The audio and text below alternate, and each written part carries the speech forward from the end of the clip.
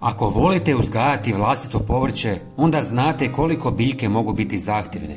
Rajčice, paprike, krasavci i druge kulture često trebaju više hranjivih tvari nego što im zemlja može pružiti.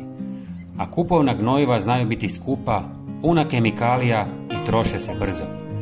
Mnogi vrtlari se zato pitaju postoji li nešto prirodno, jeftino, a stvarno učinkovito. U ovom kratkom videu pokazat ću vam recept za moćno organsko gnojivo koje sami možete napraviti kod kuće. Potpuno besplatno. Potrebna su vam samo 3 sastojka koja drugi ljudi svakodnevno bacaju, a vi ih možete iskoristiti za stvaranje gnojiva koje potiče rast, jača korijen i štiti biljke od bolesti. Ostanite do kraja da saznate gdje ih možete pronaći i kako ih pripremiti. Za prvi sastojak koristimo ljuske od jaja.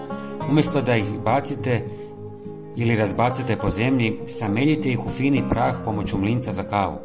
Tako će se brže razgraditi i opskrbiti biljke kalcijem i fosforom.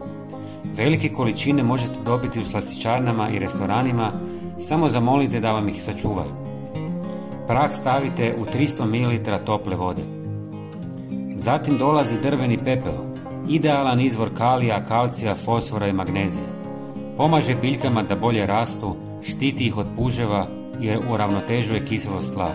Možete ga dobiti besplatno u pizzerijama koja koriste krušnu peć. Samo donesite vreću i dogovorite se s vlasnikom.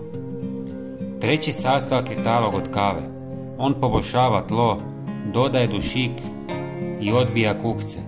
Gotovo svi kafići ga bacaju, a vi ih možete zamoliti da ga sačuvaju za vas. Sve sastojke stavite u vodu i ostavite 48 sati da otpuste hranjive tvari.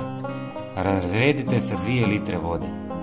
Zalijevajte 1 do 2 puta mjesečno i vaše biljke će vam biti zahvalne. Ako vam je video bio koristan, pogledajte i naš sljedeći video. Hvala što ste s nama i veliki pozdrav!